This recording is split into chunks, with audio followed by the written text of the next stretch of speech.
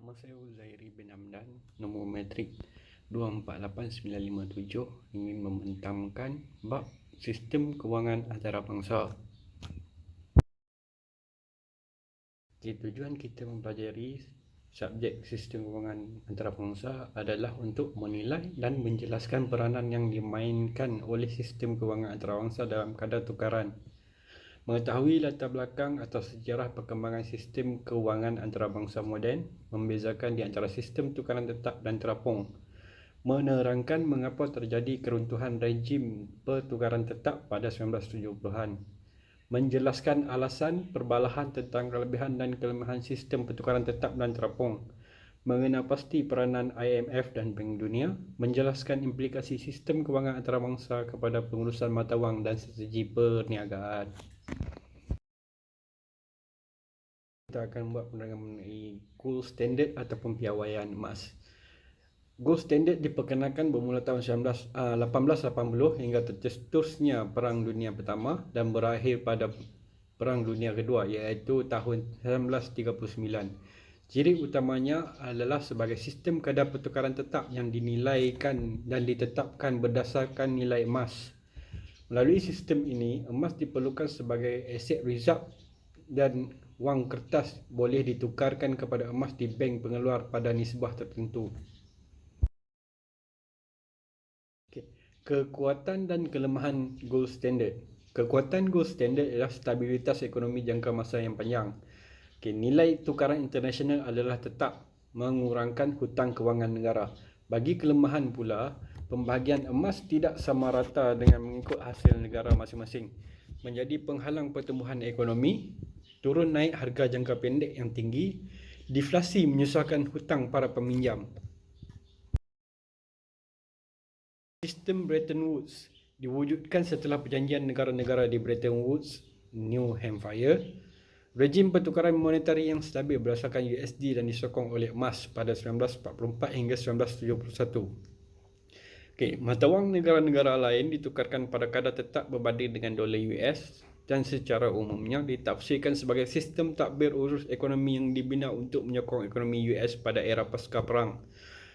Termeterai perjanjian dengan pertumbuhan IMF dan Bank Dunia. Peranan IMF dipengaruhi beberapa faktor, iaitu sistem kewangan antarabangsa, penurunan kompetitif mata wang, kadar inflasi dan keruntuhan ekonomi.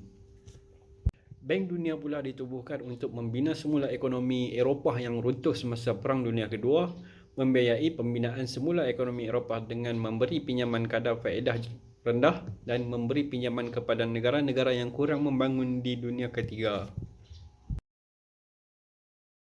Keruntuhan sistem kadar tukaran tetap. Keruntuhan sistem kadar tukaran tetap berlaku akibat runtuhnya sistem Bretton Woods pada 1973 akibat tekanan ke atas penurunan mata wang dolar US. Ia juga berlaku akibat tindakan Presiden Lyndon Johnson yang menambahkan perbelanjaan negara US tanpa menaikkan cukai. Pembiayaan Perang Vietnam dan program kebajikan Presiden telah menyebabkan kenaikan kadar inflasi sebanyak 5% terhadap ekonomi US. Lebihan wang dalam pasaran telah menyebabkan kuasa membeli masyarakat meningkat dan US telah mengimport mata wang melebihi ekspor dan menyebabkan nilai mata wang US dollar susut nilai. Kadar tukaran terapung. Kadar tukaran terapung wujud melalui perjanjian Jamaika pada Januari 1976. IMF telah membenarkan kadar tukaran terapung bagi menyelaraskan pergerakan spekulatif mata wang. IMF juga mengembalikan reserve simpanan emas negara ahli yang setelah memberikan kebenaran pada penggunaan kadar tukaran terapung dan emas tidak lagi digunakan sebagai reserve simpanan.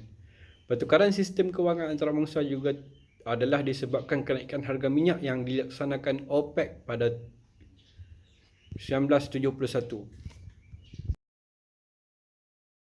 Elemen-elemen perbezaan dalam kadar tukaran tetap dan kadar tukaran terapung adalah disebabkan autonomi polisi kewangan, penyesuaian imbangan dagangan, disiplin kewangan, spekulasi dan keraguan.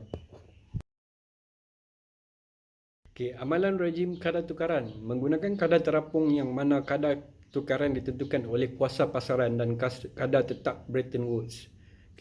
Membenarkan mata wang negara diapungkan secara bebas atau campur tangan terhad, mengikat mata wang mereka kepada mata wang utama seperti dolar US. Negara mata wang utama menggunakan disiplin kewangan yang mantap bagi mengurangkan kadar inflasi.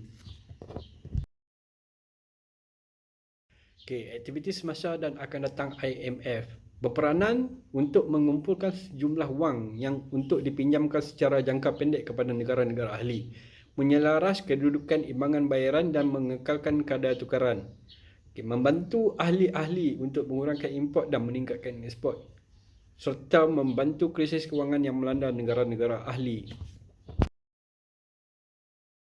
Penilaian polisi IMF. Polisi keterat makroekonomi IMF dianggap tidak sesuai untuk negara yang tidak menanggung beban inflasi.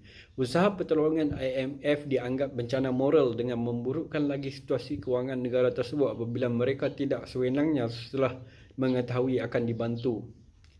Pakar ekonomi menganggap IMF sebagai satu institusi yang terlalu berkuasa tetapi tidak beraccountability kerana IMF telah yang menentukan polisi makroekonomi negara yang telah dibantu.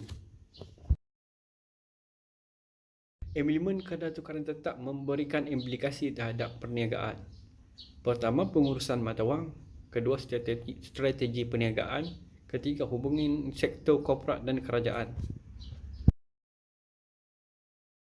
Pada pembentangan rumusan bab ini, kita dapat memberikan kesimpulan bahawa banyak negara yang mempunyai pandangan sendiri melibatkan sistem kadar tukaran asing mereka.